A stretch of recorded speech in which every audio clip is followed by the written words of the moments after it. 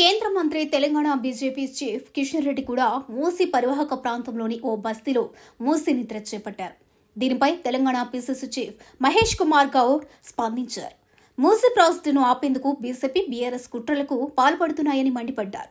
కిషన్ రెడ్డి మూసీ నిద్ర ఫోటోషూట్ కోసమేనంటూ విమర్శించారు. ఇక ఒక్కరోజు నిద్ర చేసి ఏం సాధించారని ప్రశ్నించారు. మూసీ పరివాహక ప్రాంతంలో 3 నెలలు ఉంటే అక్కడి ప్రజలు అవస్థలు తెలుస్తాయని అన్నారు.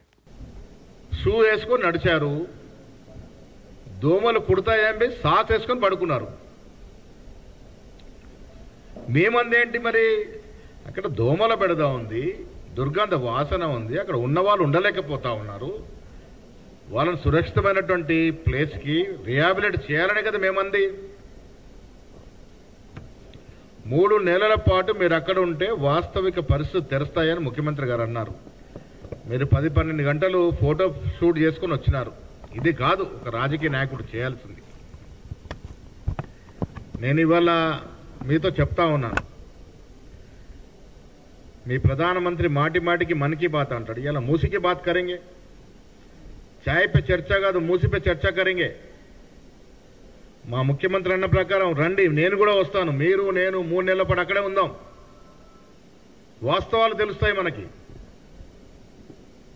ఎంత దుర్గంధ వాసన వస్తుంది అక్కడ ఉండే బీద ప్రజానికం ఎంత కష్టపడతా ఉన్నారు. దోమల బెడద, ఈగల బెడద, ఎన్ని రోగగ్రస్తులు అవుతా ఉన్నారు. వీనన్నిటి దూరం చేయాలనే కదా మా తపన. ఎలాగో 10 ఏళ్ళు బీఆర్ఎస్ పార్టీ రాష్ట్రాన్ని సర్వనాశనం చేసింది. ఒక విజన్తో, ఒక దూరదృష్టితో, ఒక పక్క ప్లాన్తో పరిపాలన చేయలే. అందుకే రాష్ట్ర అభివృద్ధి కుంటుపడిపోయింది. ఇవాళ మేమొచ్చి ఈ 10 ఏళ్ళు జరిగిన నష్టాన్ని పూడుస్తామంటే మీకెందుకు కడుపు నొప్పి? 10 ఏళ్ళుగా చూస్తాను, ఎప్పుడైనా బీఆర్ఎస్ పార్టీ గ్రాఫ్ తగ్గుతుందనగానే రంగంలోకి దిగుతారు వీళ్ళు. బీఆర్ఎస్ పార్టీ ప్రొటెక్టర్స్ వీళ్ళు. అరే 10 ఏళ్ళు కేసీఆర్ మెలగబెట్టలేకపోయినాడు, మేమేదో చేస్తామంటే మీ కడుపు నొప్పి ఏంటి? ఇలా ప్రజలకు తెలియదా మూసీ నది పరివాహక ప్రాంతంలో ఉన్నటువంటి నివసిస్తున్నటువంటి ఫ్యామిలీల సంగతి ఏంటి, ఎంత ఇబ్బందులు గురవుతా ఉన్నారు వాళ్ళు. వాస్తవాలు తెలుసుకోవడానికి మిమ్మల్ని మూసీలో 3 నెలలు పడుకోమన్నాం. మీరు వచ్చి ఏం తెలుసుకున్నారు ఇప్పుడు చెప్పండి. అదేనా మూసీలో అసలు దుర్గంధ వాసన లేదని చెప్తారా? అసలు దోమలే లేవని చెప్తారా?